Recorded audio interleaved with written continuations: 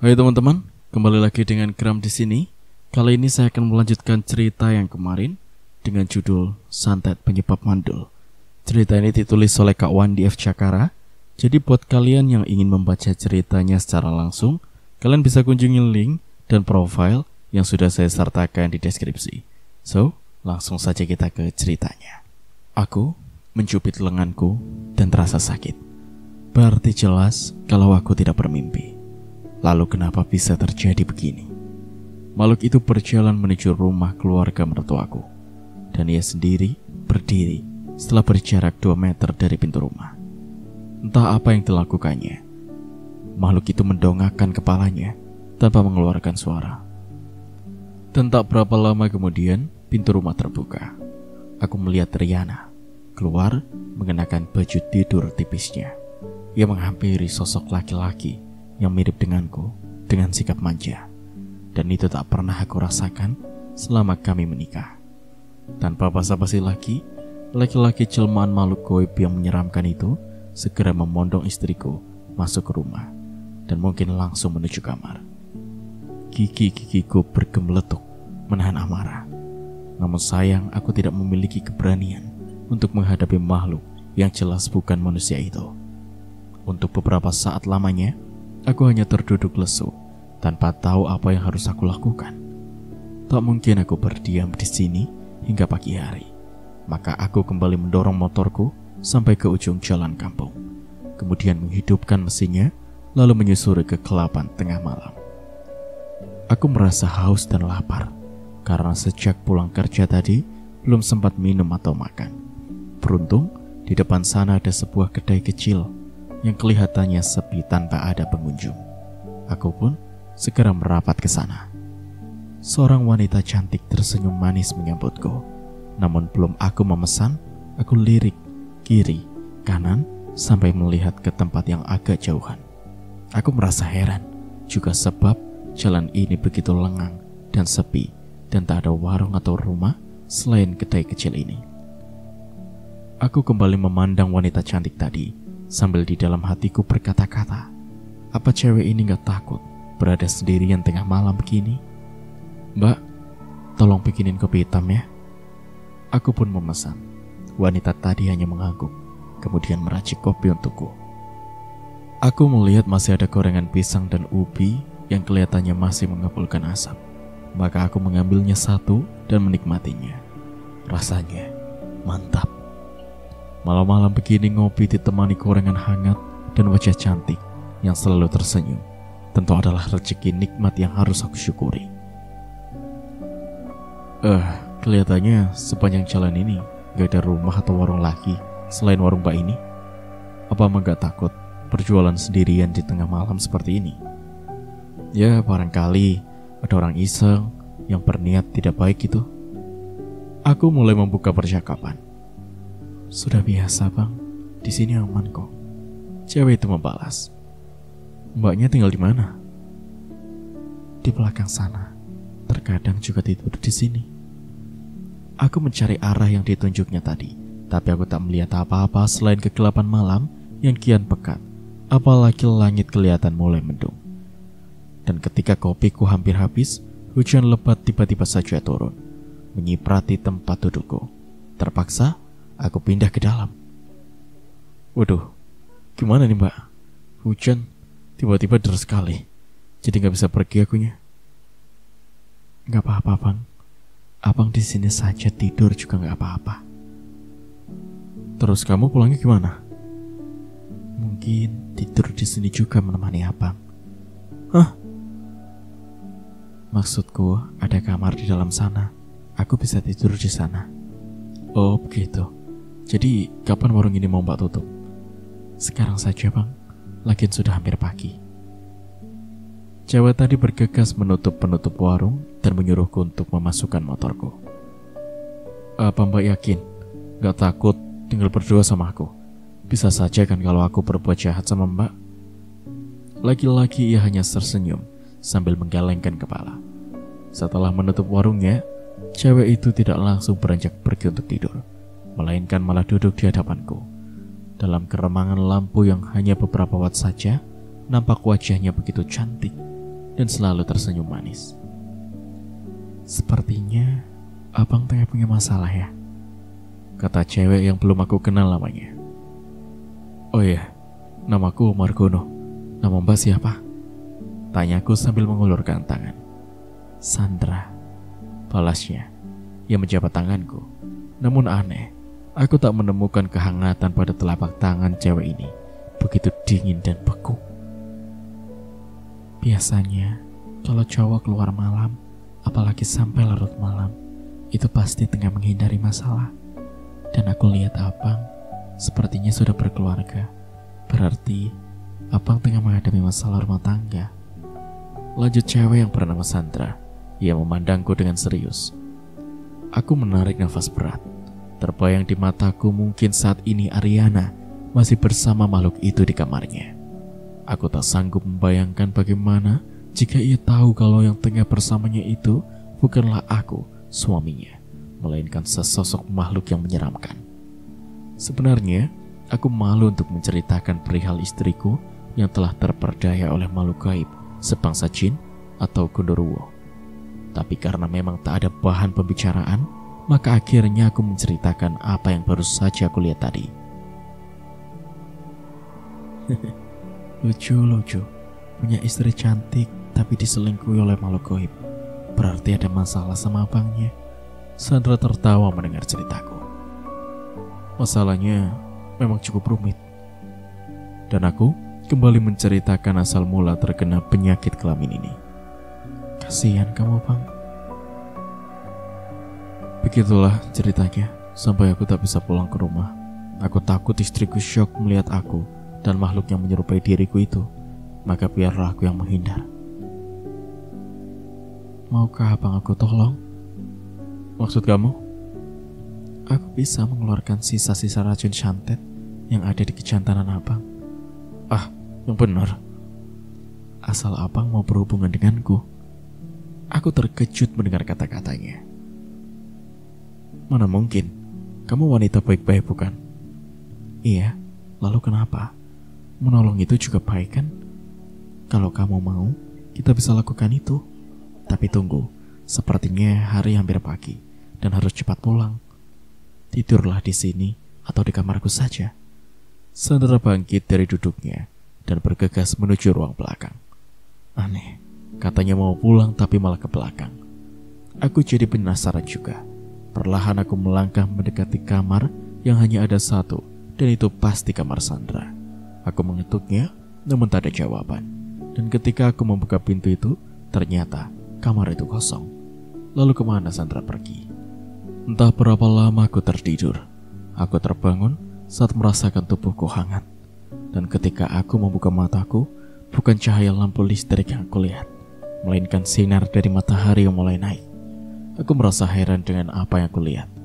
Di sekelilingku banyak gundukan-gundukan tanah dan batu-batu nisan, serta bau bunga Kamboja terasa begitu menyengat. Aku bangkit untuk duduk. Lagi-lagi, aku terkejut karena ternyata aku duduk di atas sebuah gundukan tanah merah. Sementara motorku terparkir tidak jauh dari sebuah pohon Kamboja. Seorang laki-laki melintas di hadapanku dan memandangku dengan wajah keheranan. Mas, ngapain duduk di sini? Dan itu motor, gimana ceritanya sampai nangkring dekat pohon? Tanyanya penuh selidik. Aku gak tahu mas. Yang aku ingat semalam, aku tidur di warung. Jawabku celingukan mencari warung semalam. Di sini gak ada warung mas. Atau jangan-jangan, orang tadi malah merinding sendiri.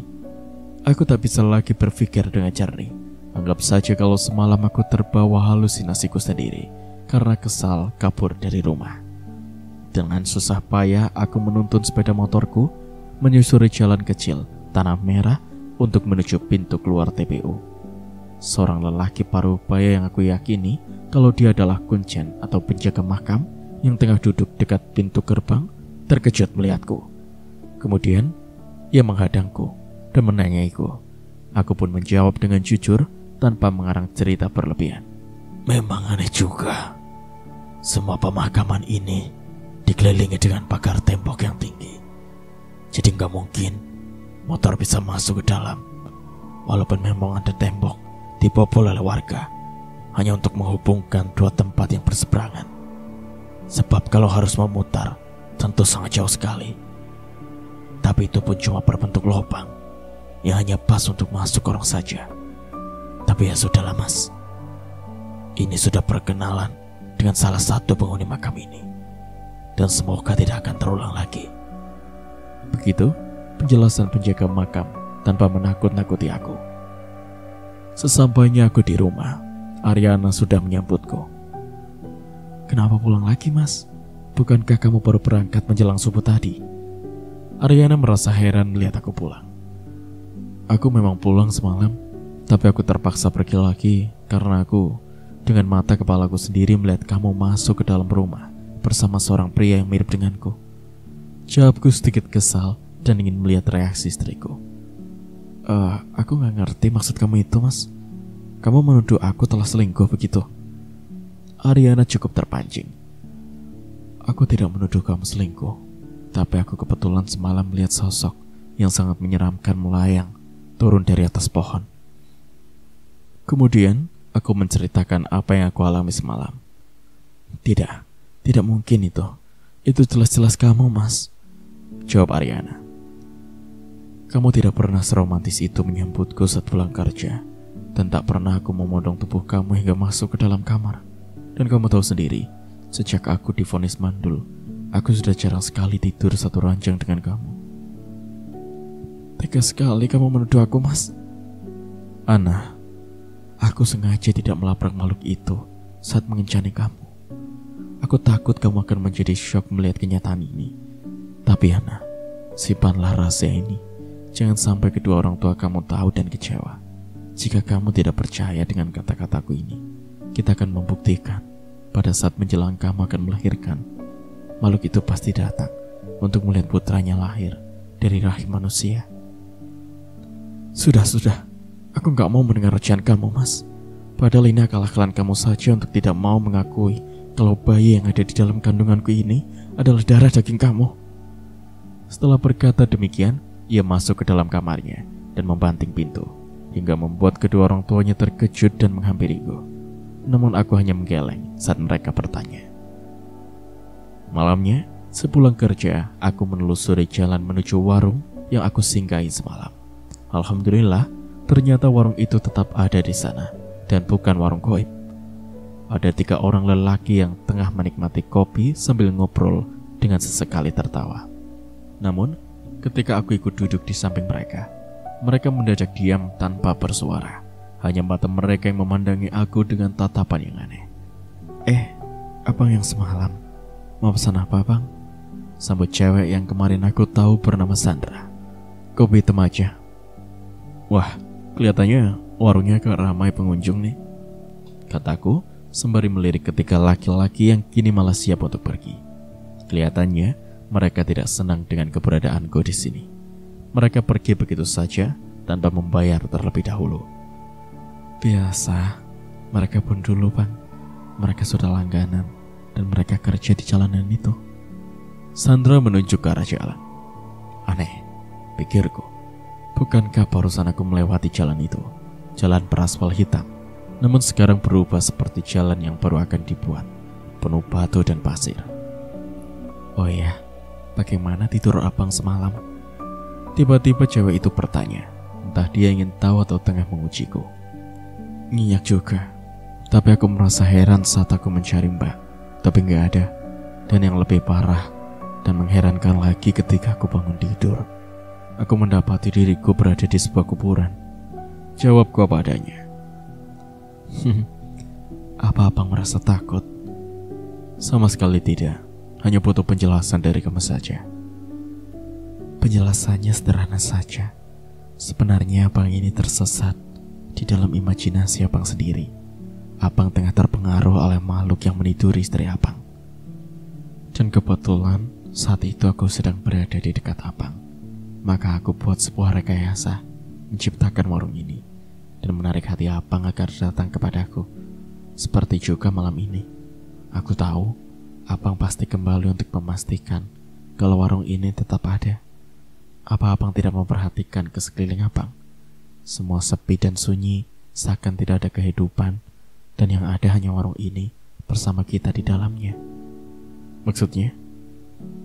Abang tengah berada di dalam duniaku, bukan dunia manusia. Lalu, kalau bukan manusia, kamu ini apa? Orang-orang dulu menyebutku adalah peri karena aku suka menolong orang yang tengah kesulitan, termasuk abang. Aku sebangsa makhluk halus yang bukan jin atau setan atau hantu dan sejenisnya. Kami terbentuk dari kelompok makhluk yang punya kebaikan. Makanya aku menawarkan sama abang untuk mengeluarkan penyakit abang itu. Aku mendengar penjelasan Sandra tanpa mengerti sepenuhnya. Apakah tawaran itu masih berlaku? Akhirnya keluar juga pertanyaan itu dari mulutku. Sandra tersenyum penuh arti. Ia mengajakku untuk mengikutinya masuk ke dalam kamarnya. Singkat cerita, setelah melalui pengobatan dengan Sandra, seperti biasa, setiap malam minggu aku selalu keluar. Dan kali ini hanya nongkrong di warung lesehan yang ada dekat taman kota. Tengah aku menikmati soto, tiba-tiba di sebelahku duduk seorang lelaki yang dengan senang aja menyenggol bahuku, sehingga soto yang ada di dalam mangkokku pun ikut terdorong, lalu sedikit tumpah mengenai celanaku. Aku melihat cowok tadi yang ternyata Adam. Anak itu masih saja mencari gara-gara rupanya. Aneh, padahal sudah lama kami tidak pernah bertemu. Aku kira ia sudah melupakan semua masalah denganku. Tapi, kenapa? Marah? Tanyanya. Apa sih mau lu, Dam? Kelakuan lu masih aja seperti yang dulu. Apa lu belum puas nyakitin gue dengan segala cara lu untuk nyingkirin gue? Margono, lu sih enak, bisa hidup bahagia sama Riana. Bahkan mungkin sekarang dia tengah mengandung. Sementara gue hanya bermimpi untuk hidup bersama dengannya. Lu salah, Dam. Gue sama sekali gak bahagia sejak lu ngirim penyakit yang bikin gue mandul. Gue merasa percuma hidup bersama dengannya tanpa bisa memberikan kebahagiaan sama dia. Malah gue udah gak peduli kalau lu mau ambil dia buat jadi istri lu, Dam. Rumah tangga gue udah hancur. Sekarang keinginan yang paling besar dalam hidup gue cuma satu, yaitu nyingkirin lu, Gono. Adam, penyakit lu gue kira udah sembuh. Udah gak inget masa-masa yang udah kelewat. Gak taunya masih aja mendarah daging. Mending lu tobat daripada usilin hidup-hidup gue terus. Gue capek mikirin diri gue yang gue anggap udah gak guna lagi. Berarti kita sama, Gon. Sama-sama gak berguna. Makanya mumpung kita ketemu di sini, gue mau ngajak lu buat bunuh diri. Aku mendengar kata-kata Adam dengan penuh tanda tanya. Maksudku gini, kita adu banteng pakai motor. Lu bisa pilih motor temanku yang mana yang lu suka. Lanjutnya, memperhatikan wajahku yang bingung. Tapi lu kan tahu kalau gue gak bisa bawa motor. Nah, itu berarti lu yang bakal mati. Sebab gue gak peduli. Biarpun lu cuma duduk, tetap gue tabrak. Konyol lu, Dam. Apa gak ada cara lain? Bukan lu yang nentuin, tapi gue. Apa lu takut mati? Urusan mati itu urusan Allah. Oke, kalau itu mau lu, gue turutin. Kemudian aku bangkit dan berjalan ke tepian trotoar. Adam menyuruhku untuk berhenti. Nah, ini ada 3 motor teman gue. Lo pilih yang mana? Sorry, gue gak bisa. Tapi ini sebuah keharusan. Kalau lo menolak, teman-teman gue udah pada siap buat ngabisin lo, kan? Maksud gue gak bisa pakai motor temen lo. Gue gak mau ngerusak punya orang. Jadi biar gue pakai motor temen gue sendiri. Buat tameng. Setelah berkata, aku langsung mengambil motorku yang terparkir tidak jauh dari situ. Aku melihat reaksi wajah Adam yang nampak terkejut saat aku mendorongnya, mendekatinya. Gimana? Udah siap? Tanyaku. Sejenak Adam nampak ragu. Namun setelah berpikir kalau aku tak bisa mengendarai motor, ia pun tersenyum seakan mengejekku. Oke, kita siap. Adam melarikan motornya sekitar 100 meter. Ia memberi apa-apa pada temannya untuk mengatur kapan aku mulai siap. Aku mulai menyalakan mesin dan lampu panjang yang kuarahkan pada Adam, sehingga anak itu tampak mengangkat sebelah tangannya untuk menutup wajahnya karena silau. Dan ketika temannya Adam memberi apa-apa, Adam langsung tancap gas mengarahkan motornya ke arahku yang masih tetap terdiam. 10 meter lagi motor Adam berada di depanku. Maka Tanpa ada rasa takut atau kasihan kepada anak itu, aku menggeber langsung menyambut motor Adam yang dalam kecepatan tinggi. Adu banteng itu pun terjadi. Adam mungkin tak menyangka sama sekali kalau aku sudah mahir menjalani motor. Aku melihat tubuh Adam melayang terbang, melintasi kepalaku, dan ia terjatuh di atas aspal. Untuk beberapa saat, aku terdiam di atas motorku. Aku hanya mendengar suara arangan Adam. Setelah itu, tanpa reaksi apapun, aku pergi meninggalkan tempat itu. Singkatnya, kini keluarga Ariana sudah mulai sibuk dengan mempersiapkan segala keperluan untuk kelahiran bayi Ariana yang mungkin tinggal menunggu hitungan hari saja. Semua terlihat normal. Tidak ada satupun yang aneh dari kehamilan istriku ini. Namun setiap kali kedua orang tuanya mengajaknya untuk cek ke dokter, Ariana selalu menolak. Dan menjelang hari kelahirannya, berkali-kali Ariana menjerit-jerit kesakitan. Aku dan kedua mertuaku membujuknya agar ia mau dibawa ke bidan atau rumah sakit. Namun Ariana tetap pada pendiriannya menolak untuk pergi. Seperti malam ini agak berbeda dengan malam-malam sebelumnya. Suasana di dalam kamar terasa panas, meskipun kipas angin menyala terus-menerus. Aku punya firasat lain, kalau makhluk itu akan datang untuk melihat kelahiran putranya. Perlahan, aku menyipak tirai jendela di ruangan depan. Namun keadaan tetap seperti tadi, sepi dan sunyi. Meskipun begitu, aku tetap mempunyai naluri yang kuat. Kalau makhluk itu pasti datang, maka aku harus memberitahu kepada mertuaku itu tentang kemungkinan yang akan terjadi.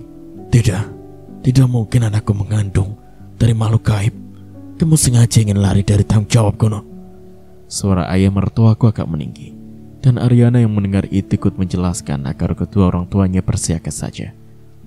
Kembali aku menyipak tirai jendela, dan bertepatan dengan itu, aku telah melihat sosok makhluk itu sudah berada di depan halaman rumah. Sesosok makhluk menyeramkan dengan rambut gimbal panjang serta mata merah, memandang kiri dan kanan. Dan setelah itu ia berputar satu kali, kemudian sosoknya menghilang. Dalam beberapa detik kemudian, ia telah merubah wujudnya seperti sosok diriku. Aku bergegas masuk kamar dan bersembunyi di balik lemari pakaian agar tak terlihat oleh makhluk tersebut. Tanpa mengetuk pintu, makhluk yang sudah berwujud seperti aku sudah berada di dalam kamar, membuat kedua orang tua Ariana terkejut dan nyaris berteriak demi melihat makhluk itu sangat mirip denganku. Makhluk itu langsung mendekati Ariana yang tengah menahan rasa sakit. Ia memegang perut istriku seakan tengah mendeteksinya. "Kalian kenapa berada di sini? Sebaiknya kalian keluar agar aku bisa konsentrasi dengan tenang dalam membantu kelahiran istriku," kata makhluk itu yang ia tujukan pada kedua orang tua Ariana. "Kami lebih berhak daripada kamu. Biarkan kami di sini sambil menunggu bidan," balas mertua laki-lakiku berbohong. Apa itu bidan? Dukun atau paraji? Aku tidak izinkan. Istriku bisa lahir lewat tanganku. Tapi sudah, sekarang kalian diam saja. Nah Ariana, tarik nafasmu dalam-dalam dan dorong bayimu dengan sekuat tenagamu, perintahnya pada Ariana. Istriku menuruti perintahnya dan berulang kali melakukan tarikan nafas hingga ia kelelahan dan nyaris pingsan. "Sebaiknya kita bawa ke bidan saja agar bisa disesar. Aku takut Ariana kenapa-napa," seru ayah mertuaku penuh kekhawatiran. "Sesar itu tidak perlu memanggil bidan atau dokter. Semuanya bisa aku lakukan sendiri." "Tapi kamu tidak punya alat apa-apa." "Kalian tenang sajalah. Perhatikan baik-baik bagaimana aku mengeluarkan anak di dalam kandungan Ariana." Setelah berkata, aku sama sekali tak menyangka kalau makhluk itu akan berbuat sejauh itu. Dari ibu jari tangan kanannya tiba-tiba mencuat kuku yang panjang dan tajam. Aku sebenarnya merasa khawatir jika perut Ariana sampai terluka.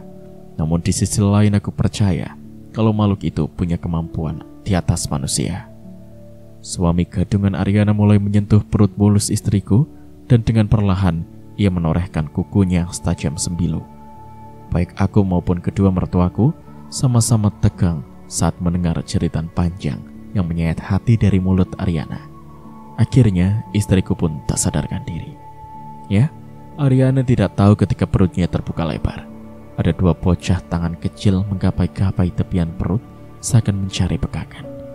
Dan pada detik berikutnya menyembul sebuah kepala bayi dengan rambutnya yang hampir menutupi wajahnya. Kemudian bayi itu merangkak keluar dari perut sang ibu yang masih pingsan. Bayi yang baru lahir itu berukuran tidak wajar, lebih besar dari ukuran pada bayi umumnya. Ternyata bayi berjenis kelamin perempuan itu sudah bisa membersihkan tubuhnya sendiri yang masih berlumuran darah. Ternyata kamu adalah seorang putri yang sangat cantik. Sebentar, ayah akan menutup luka perut ibu kamu dulu, ucap makhluk itu dengan gembira. Kemudian ia mengusap perut Ariana yang menganga dan banyak tetesan darah. Dan sungguh luar biasa, dalam sekejap saja perut istriku sudah rapat menyatu kembali. Nanti kamu baik-baiknya tinggal sama ibu. Ayah akan memberikan apa yang kamu butuhkan, katanya kepada bayi perempuan tadi yang seolah mengerti apa yang diucapkan oleh ayahnya. Anak itu duduk di tepi ranjang sambil memandangi sekeliling kamar. Kedua mertuaku jelas merasakan ketakutan yang sangat luar biasa, sebab belum pernah mereka melihat bayi yang baru lahir bisa merangkak dan duduk. Di kejauhan sana terdengar suara kokok ayam jantan yang saling bersautan, dan itu pertanda hari hampir pagi. Anakku, waktu ayah hampir habis, ayah pergi dulu. Makhluk itu mendekati bayi perempuan yang tiba-tiba melompat ke pondongannya. Hingga mau tak mau, ia harus menggendongnya untuk beberapa saat lamanya. Dan tanpa disadarinya, ada sesuatu yang terjadi dengannya. Makhluk yang mirip denganku tiba-tiba saja telah berubah menjadi makhluk yang teramat menakutkan. Berambut gimbal dengan seluruh tubuhnya ditumbuhi bulu lebat hitam legam. Sudah dulu ya sayang, ayah harus pergi. Tenanglah bersama ibu kamu. Orang tua, aku permisi. Tiba-tiba makhluk itu pun bersuara berat dan parau. Setelah itu, ia pun pergi meninggalkan kamar tanpa menyadari akan perubahan dirinya. Kedua mertuaku tampak masih gemetaran. Mereka saling peluk bak remaja yang tengah kasmaran. Bayi perempuan itu melihatku dengan pandangan aneh, memandangiku dari ujung kepala hingga ujung kakiku. Ayah. Tiba-tiba anak itu bisa berbicara dan memanggilku dengan panggilan ayah. Jujur aku tidak menyukai wujud bayi tersebut. Dia tidak seperti bayi manusia pada umumnya, tapi lebih cenderung seperti bayi raksasa. Namun, untuk memusuhi anak yang tidak tahu menahu tentang salah dan dosa, jelas aku tak bisa. Aku bukan ayah kamu, nak. Panggil saja Paman Kuno. Aku adalah suami sah dari ibu kamu, Ibu Ariana. Oh iya, siapa nama kamu, nak? Kataku menekan perasaan kasihan pada bayi malang itu. Malang, kataku. Ya, betapa hari-harinya akan sunyi nanti setelah ia bisa bermain. Apa mungkin ada anak seusianya yang mau berteman dengannya? Sementara melihat wajahnya saja mungkin mereka sudah ketakutan. Belum lagi bila aku membayangkan orang-orang yang akan menyindir atau mengejek Ariana mempunyai anak dari Gundurwo atau semacamnya. Aku belum punya nama, Paman. Coba Paman beli nama yang bagus untuk aku, balas anak itu dengan bahasa yang lancar. Bayangkan bayi yang baru lahir sudah bisa melompat dan berbicara dengan benar. Baiklah, kalau begitu aku beri kamu nama Bunga saja, agar rumah ini akan menjadi harum karena kehadiran kamu. Bunga? Aku suka, Paman. Ia bersorak, kemudian perhatiannya tertuju pada istriku yang entah masih pingsan atau tertidur. Kemudian ia menyelinap ke balik baju tidur istriku. Ternyata makhluk kecil itu sudah mulai meminum ASI. Tubuh Ariana kian hari semakin kurus. Aku menyarankan agar anaknya jangan diberikan ASI lagi. Cukup beri saja susu bubuk atau kalengan. Masalahnya jika sudah menyusu tidak cukup sebentar, mungkin saja ASI Ariana sudah kering. Dan yang bayi itu hisap adalah cairan lain, yaitu darah. Tapi susu bubuk itu mahal, Mas. Belum lagi porsi makan Bunga tidak sedikit. Dari mana kita mendapatkan uang? Balas istriku lemah. Sebaiknya kamu panggil ayahnya, minta padanya untuk biaya hidup anaknya. Atau jika menolak, bawa saja anak itu padanya.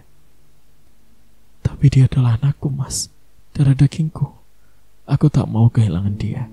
Apalagi sekarang kamu sudah tidak bisa memberikan keturunan kepadaku. Ariana, kamu salah. Aku sudah pulih. Aku sudah menjadi laki-laki normal, kembali, dan siap memberikan keturunan kepada kamu. Tapi anak itu, kenapa dengan anak itu, Mas? Aku kasihan akan masa depannya. Ariana tertunduk lesu mendengar alasanku. Belum genap 1 tahun usianya, namun Bunga sudah tumbuh bak anak gadis berusia 5 tahun. Anak itu memang lincah dan mudah bergaul, namun sayangnya tak seorang anak tetangga pun yang mau berteman dengannya. Pada suatu malam, Ariana tengah kebingungan. Masalahnya Bunga belum juga pulang, sementara malam pun semakin larut dan langit agak mendung. Ini bukan kali pertama Bunga pergi hingga larut malam. Pernah malam itu Bunga pulang dalam keadaan berdarah-darah. Dan setelah ditanya oleh Ariana, Bunga mengaku telah dikeroyok beberapa orang dewasa yang menyangka kalau dirinya adalah makhluk gaib. Ariana memaksaku untuk mencari anak itu hingga keluar kampung. Namun Bunga sama sekali tidak kami temukan. Dan setelah kami kembali ke rumah, tiba-tiba kami dikejutkan oleh teriakan dari beberapa orang. Tentu saja suasana malam itu mendadak menjadi hingar-bingar. "Kejar, jangan sampai lolos. Tangkap anak genderuwo itu makhluk pesugihan." Dan aku melihat ada sekitar 5 orang laki-laki membawa alat seadanya, tengah mengejar sesuatu. Dan di hadapan mereka aku jelas melihat Bunga yang berusaha lari dengan sekuat tenaga menghindari para pengejarnya. Namun anehnya, anak itu bukan masuk ke rumah kami, melainkan terus berlari sambil memanggil ayahnya. "Bunga, ini ibu, nak. Pulanglah, nak," teriak Ariana ikut mengejar anak itu, membuat para pengejarnya berhenti dan memandang pada Ariana. Apa ibu bilang kalau dia adalah anak ibu?" tanya salah seorang pengejar itu. "Iya, Pak, dia anak aku dan baru saja kami mencarinya." "Tapi dia itu anak genderuwo, bukan manusia. Sejak sore tadi dia sudah mengacau di kampung saya. Banyak anak-anak yang cedera karena bukan makhluk itu. Pokoknya, tangkap dan bunuh saja anak setan itu." "Jangan, Pak. Tolong kasihanilah anak saya." "Berarti ibu ini menjalani pesugihan dengan menikahi genderuwo ya?" "Bukan, Pak. Ini hanya salah paham saja." Sudahlah. Ayo kita kejar terus. Jangan sampai anak itu menghilang." Mereka pun melanjutkan pengejaran, sementara aku dan istriku terus mengikuti mereka.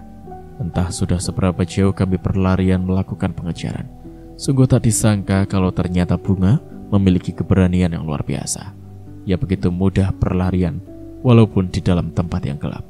Dengan lincahnya ia mengecoh para pengejarnya, hingga kami semua tiba di sebuah perkebunan liar yang hanya ditumbuhi pohon-pohon liar dan ilalang yang tumbuh dengan tinggi sebatas pinggang. "Bagaimana ini? Apa kita akan terus mengejarnya?" kata seorang kepada yang lainnya. "Kita sudah terlanjur capek. Lagi pula, kalau dibiarkan lolos, dia pasti akan mengulangi perbuatannya. Kasihan anak-anak kita menjadi korban," balas sang teman. "Ya, kejar terus. Lagian anak genderuwo itu sudah terluka," sambung yang lain. Serempak mereka kembali melakukan pengejaran. Namun kali ini mereka lebih waspada lagi karena medannya berlubang. Ditambah lagi banyaknya akar-akar liar yang bisa saja menyandung kaki mereka. Ariana sudah tak kuat lagi untuk ikut perlarian. Ia terduduk di perbatasan kebun kosong itu. Ia hanya bisa menangis dan pasrah akan nasib yang akan menimpa anaknya. Sementara aku sendiri bingung mau berbuat apa. Mencegah mereka sama saja aku menentang mereka. "Nah, itu dia. Rupanya dia sudah lemas. Ayo kita habisi." Terdengar teriakan dari dalam kebun. Namun belum sempat aku ke sana untuk melihatnya, tiba-tiba, "Kalian telah menyakiti anakku, maka kalian juga harus menanggung akibatnya." Satu suara lain yang lebih besar menimpali ucapan mereka. Aku mengira kalau itu pastilah suara makhluk menyeramkan itu, sebab ia mengatakan anak kepada Bunga. "Tuntun aku, Mas. Jangan sampai dia menyakiti orang." Ariana pun sudah tahu siapa pemilik suara besar dan dalam tersebut. Akhirnya, aku membawanya masuk ke perkebunan. Benar saja, sosok makhluk berrambut gimbal berbulu hitam lebat itu tengah melindungi Bunga yang terkulai di atas tanah. Tak satu pun dari mereka yang bergerak melihat sosok di hadapan mereka. Mereka nampak ketakutan dan gemetaran. Melihat hal itu, Aryana pun terpaksa turun tangan untuk menengahi agar makhluk itu reda amarahnya. Kalian telah membuat anakku berdarah-darah, maka kalian harus menerima pembalasanku. Makhluk itu berkata dengan geram. Dengan cepat ia ingin melancarkan serangannya. Jangan lakukan. Mereka tidak tahu kalau Bunga adalah anak kamu, teriak Aryana, menghentikan serangan yang hampir saja dilakukan oleh makhluk itu. Tapi mereka sudah melukai anak kita, Aryana, balas makhluk itu setelah melihat istriku. Iya ampun, kami minta maaf.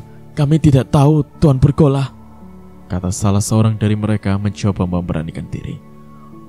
Aku bukan Bergola. Namaku Lomang, dan aku adalah Beku Panjang. Aku memang makhluk yang selalu mencari kesempatan pada wanita yang rumah tangganya sedang kacau. Kalau begitu, sebaiknya Bunga anak kamu itu kamu bawa saja dan tinggal bersama kamu. Aku kasihan jika Bunga harus terus-menerus menerima perlakuan seperti ini. Akhirnya aku mengambil jalan terbaik demi keselamatan Bunga. Tapi Bunga ingin bersama ibu, rengek gadis kecil itu dalam pelukan ayahnya. Kamu bisa datang kapanpun kamu mau, anakku. Baiklah Margono, aku minta maaf telah membuat rumah tanggamu dengan Aryana menjadi berantakan. Aryana, jika kamu memerlukan sesuatu, kamu tinggal menyebut namaku saja. Aryana terdiam. Dia tak menjawab kata-kata dan Beku Panjang. Namun, tak urung ia mendekati anaknya dan memeluknya dengan erat. Lalu Bunga melompat ke punggung ayahnya. Sesekali anak itu memberi isyarat pada Aryana dengan jari tangannya yang ia tempelkan pada bibirnya yang tebal. Dan mereka pun pergi meninggalkan kami yang masih merasa tegang. Malam pun semakin larut, menelan bayang-bayang kedua makhluk dari dunia yang berbeda. Setibanya di rumah, ayah dan ibu mertuaku bertanya, heran. Untuk ringkasnya, kami pun menceritakan apa yang baru saja terjadi. Berarti kami sudah kehilangan cucu kami, rengek ibu mertuaku. Tidak, Bu. Bunga kadang-kadang akan kesini bersama kita. Lagi pula Margono sudah normal kok. Dia sudah bisa memberiku keturunan. Dari mana kamu tahu? Aku juga belum tahu, tapi butuh untuk pembuktian. Kalau begitu coba buktikan, ayahnya Aryana menyambung. Baiklah, kami akan masuk kamar. Dan ayah juga ibu sebaiknya masuk kamar. Siapa tahu Aryana akan dapat titik baru lagi. Kataku menimpali ucapan ayah mertuaku. Kami sudah tua, Gono. Mana mungkin bisa punya anak lagi? Kalau Allah mengendaki bisa. Dan ketua mertuaku segera masuk rumah dan langsung menuju kamar mereka. Baru pertama kalinya aku memondong tubuh Aryana, meletakkannya di atas pembaringan. Selebihnya adalah adegan dewasa. Cerita pun berakhir. Bagaimana pendapat kalian tentang cerita kali ini? Jangan lupa tuliskan pendapat kalian di kolom komentar. Sebelumnya saya ingin ucapkan banyak-banyak terima kasih kepada Kak Wandi F. Cakara yang sudah mengizinkan saya untuk membacakan ceritanya. Dan tak lupa saya ucapkan banyak terima kasih kepada kalian yang sudah selalu support channel ini. Nantikan cerita baru yang akan saya bacakan. Sekian dari saya, Gram. Terima kasih.